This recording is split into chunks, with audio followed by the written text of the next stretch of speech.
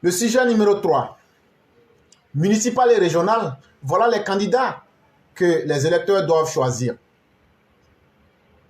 Après les tribulations de désignation des candidats, le 2 septembre 2023, les électeurs voteront pour dire concomitamment leurs conseillers municipaux et régionaux qui présideront aux destinées de leurs communes et régions jusqu'en 2028.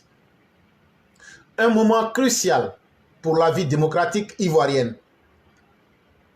Derrière les batailles de personnes, les enjeux électoraux se révèlent pourtant éminemment politiques parce que les transformations de l'action publique locale qu'elles vont engendrer auront des effets bien concrets sur la vie de nos populations. C'est bien évidemment sur leur capacité à répondre aux besoins existants des habitants et aux préoccupations du quotidien que les équipes seront jugées. En effet, à travers ces élections, la politique de développement local ou régional mérite d'être vulgarisée en priorité par les élus locaux avant toute autre considération politique. Sa mise en œuvre au bénéfice des populations ou des administrés repose sur un processus de transformation de la société locale qui consiste à enrichir les ressources existantes et à les diversifier, en s'appuyant sur les projets de développement. Sinon, la subvention de l'État à elle seule ne suffit pas à remplir les besoins des populations. Seule la capacité et la résilience de l'élu à innover et lever des fonds pour la mise en place des projets de développement est à saluer dans les urnes. Le maire de la commune de Koumassi, Cissé Bakongo, est la parfaite illustration de l'élu modèle. Cependant, hormis les considérations politiques, les électeurs doivent raisonnablement choisir les candidats capables de faire leur bonheur, bien que les partis politiques veulent, par ce biais électoral, faire montre de leur force et de leur présence sur le territoire national dans un challenge à dessein en vue de préparer l'élection présidentielle de 2025. C'est le premier round de la compétition présidentielle. Ce scrutin sera certainement la girouette selon les résultats pour indiquer les auspices en 2025 pour le parti victorieux. D'autres en sortiront affaiblis et même bouleversés. Par conséquent, il faudrait joindre l'utile à l'agréable, choisir un candidat capable de développer sa commune ou sa région, répondre aux besoins de ses administrés et ratisser large pour son parti. C'est un texte de M. Idriss Danyogo, cadre du RHDP. On va aller rapidement. Chère population, on va aller voter les maires et puis les conseils régionaux. Subitement, tout le monde est tombé amoureux de vous. Mon ancien oncle, qui n'est pas revenu au village depuis 10 000 ans, hier, nous, on l'a vu au village, il dit qu'il nous aime. Lui, quand il y avait un funéraire, il a Abidjan, on l'appelle là. Il dit, lui ne vient pas. Il ne parlait même pas notre langue. Il dit, lui, il a oublié notre langue. Vous savez que, comme dirait l'autre, hein, il dit qu'il a oublié notre langue. On a dit, il n'y a pas de problème. Il dit qu'elle lui fait rien avec nous.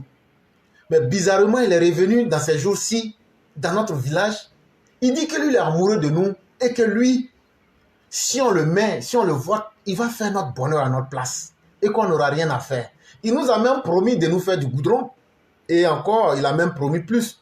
Chaque soir, chacun mangerait un poulet au village. Ça veut dire chaque soir, là, chacun aura un poulet braisé.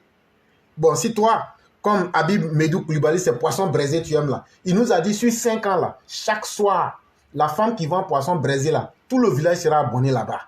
Si c'est Tchapalo, tu aimes comme les Sénoufos là, l'ASPR a déjà promis, chaque soir, il va vous donner, il va vous donner une calebasse de Tchapalo chaque soir. Nous m'ont dit, yeah, mais l'homme là, il est fort. Bizarrement, et puis il nous a dit ça dans notre langue. Hein? Il nous a dit ça dans notre langue. Subitement, c'est comme si on s'est retrouvé à Babylone. Il a commencé à... Il a parlé notre langue. Il dit qu'il parle notre langue maintenant. Et qu'il est amoureux de nous. Il dit, il dit, c'est là, il y a un vieux qui est sorti. Il y avait un vieux à côté. Lui, il dit, mais depuis quand on a vu un renard tombé amoureux d'un agneau. Il dit, ah, c'est possible.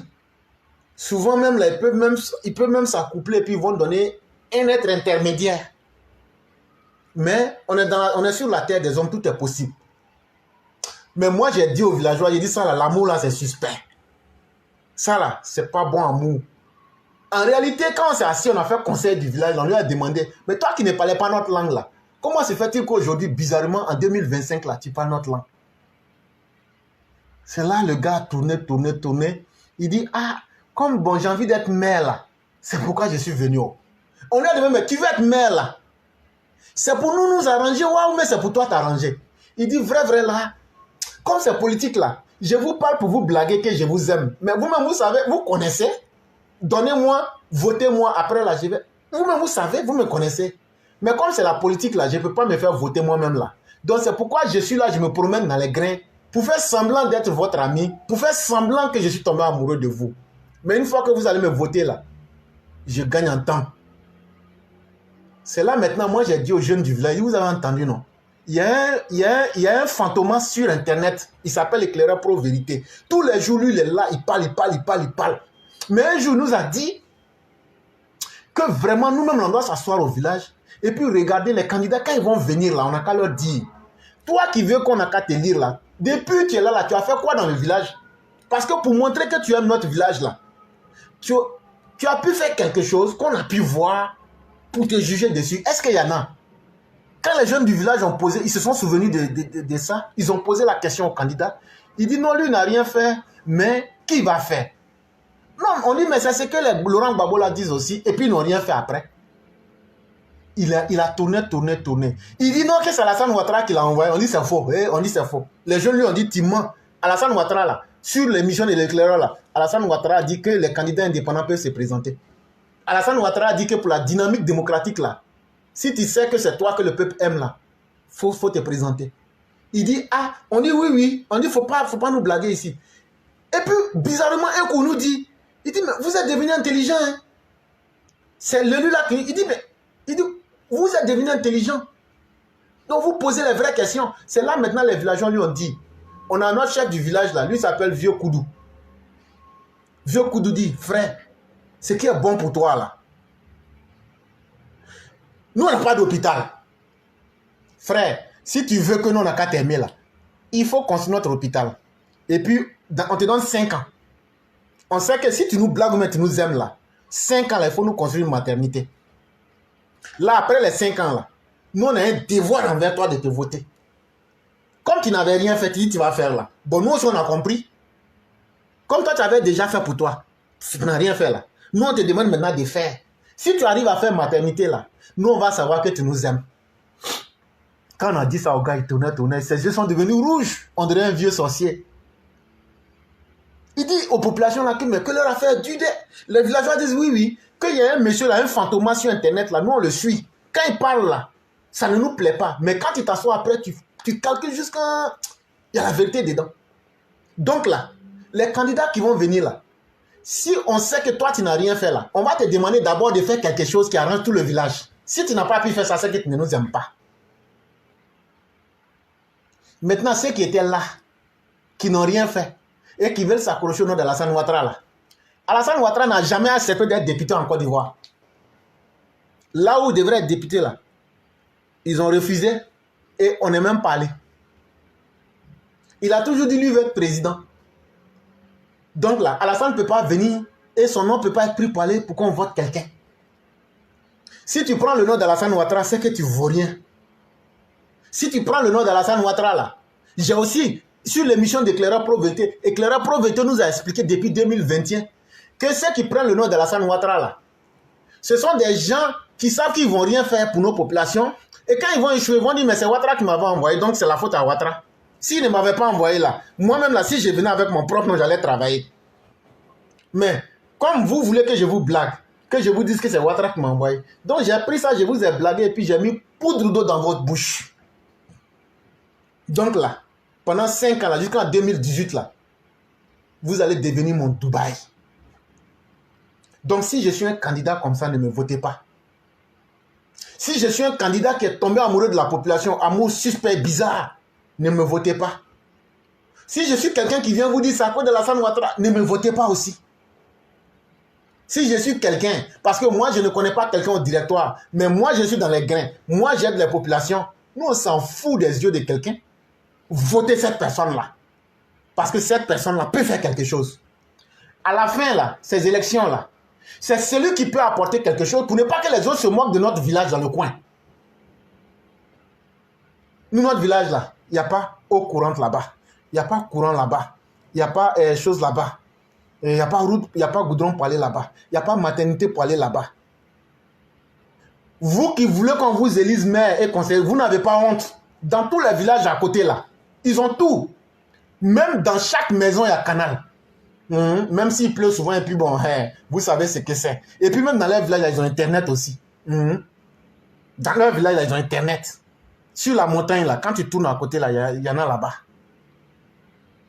Donc là, toi, cadre incompétent, cadre bizarre, cadre loufoque, cadre indigne, cadre méchant, cadre malhonnête, ta forfaiture ne passera pas. Non, mais c'est le directeur qui m'a mis là. Si vous ne me votez pas là, j'ai une chicotte. On appelle ça beignet. C'est fait avec un pot de vache. Ça, c'est les parents de Madame Blanc là. Ils ont ça dans leur poche. Si tu ne me votes pas, je vais prendre beignet là, je vais mettre sable sur ton dos et puis je vais te chicoter. Nous, on dit là, nous, on s'en fout. On s'en fout. Faut pas mettre sel, faut pas mettre sable, hein. Faut mettre sel. Même qui t'en coûte un petit. Après, il faut couper les 2 pieds. On ne te vote pas. Et puis, on va voir ce qui va se passer.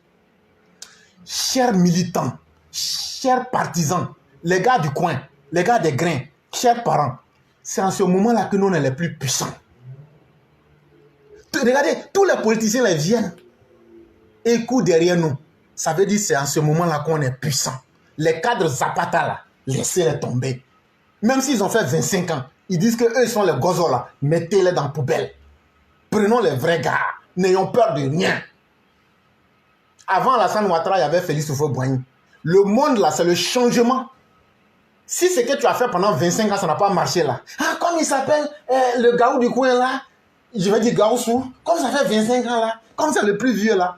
C'est le plus vieux, mais c'est celui qui, c'est dans sa vieillesse, il vous a mis en retard.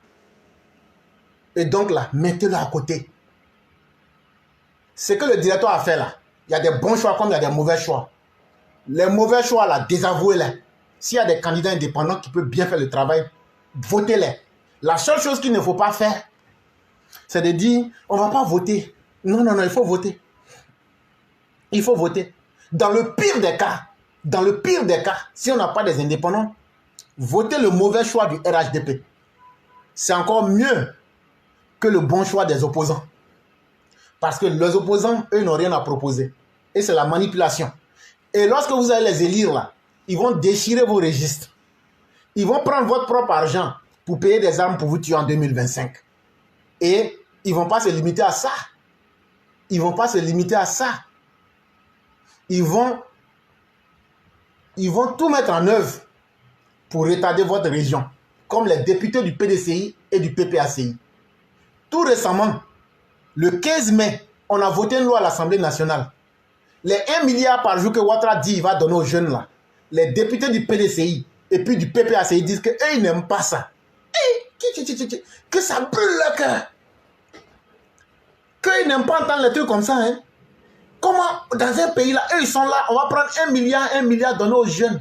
Tiens, que non, que eux là, que ça gâte leur cœur. Que eux n'aiment pas les trucs comme ça. C'est là que Madou est sorti. Madou Touré, il a expliqué. Il dit Madou, on a compris. Madou, on a compris. On ne vote pas. Parce que nous là, c'est sorcier. Comment des gens, des enfants de pauvres, ils vont venir ici devant nous? Hey! C'est là où on dit, mais qu'est-ce qu'il y a? Ils disent, hey, nous on ne peut pas, nous on est dans la politique là. C'est les gens du PPACI et puis les gens de Laurent Gbagbo et puis de Bédier là, les députés là. C'est eux qui sont en train de dire ça. Hein. Ils disent que eux, la politique là, c'est comme Orange, où tu perces tout là pour que ça tombe dans ta bouche. Ils disent, eux, ils ne peuvent pas s'asseoir, ils vont regarder une loi, on va voter et puis chaque jour là, on va donner des projets aux jeunes là, que ça ne les arrange pas. On dit, mais pourquoi ça ne vous arrange pas? Ils disent, ça ne nous arrange pas parce que si on fait ça là, on va trouver qui pour manipuler? On va trouver qui pour faire déclaration que, ouais, que c'est le PPAC qui nous a mis en mission. C'est là que j'ai dit, ah, donc c'était à cause de ça. Hein. Il dit, oui, oui. Il dit dans le pays là, il dit chacun a son nyata. C'est les députés du PDCI et puis du PPAC. Il dit là, eux là, la jeunesse là, c'est leur nyata. Chaque fois qu'ils ont besoin des gens pour égorger là, on leur donne belé 100 francs. On paye Vaudi pour eux. On ajoute Kalao dessus. Et puis maintenant, on leur fait promesse d'une boîte de sardines avec pain 75. Voilà tout le menu qui est là. Quand on fait ça maintenant, on les laisse dans la rue. Et donc, eux ils disent là, ça c'est leur mangement qui est là. Donc, eux ne peuvent pas accepter que ces jeunes-là puissent aller se former, avoir des métiers et puis venir être des gens responsables. Qu'une fois que c'est fait là, que la loi que le RHDP est en train de voter là, la loi de Mamadou là, ça va ouvrir les yeux des jeunes. C'est là moi j'ai dit, mais on peut être sorcier jusqu'à ce point-là. Même le vieux Nyakoin, tout le monde au village dit que le vieux là c'est un sorcier. Une fois même là, moi-même je suis allé ramasser mangue là-bas, ses yeux sont devenus rouges. Moi-même mes deux pieds ont tremblé, j'ai laissé les mangues là. Je ne peux pas dire s'il est sorcier, mais ce qui est sur le vieux aussi fait un peu peur quoi. C'est l'oncle de Mété Tefet. Mais on laisse ça. Ça c'est une histoire de famille, on n'en parle pas. Mais toujours est-il qu'on a dit que c'est un sorcier. Mais le vieux là, il n'a jamais empêché quelqu'un d'aller faire projet. Donc il y a quelqu'un qui peut être plus grave même que le vieux Nyakoin. Ça veut dire un homme qui est dans la maison des députés là, qu'on appelle hémicycle, à l'Assemblée. Donc lui il est pire que sorcier. Lui dit quand les jeunes s'en sortent là, lui ça ne l'arrange pas. Il faut qu'on coupe les pieds des uns, on casse les yeux des autres. C'est là moi j'ai dit, c'est que c'est gâté. Donc, chers jeunes gens, au lieu de lutter, dites à Laurent Gbagbo et à Bédié avec les députés là, pourquoi ils n'ont pas accepté d'aller voter pour que vous ayez vos 1 milliard par jour? Vous allez comprendre.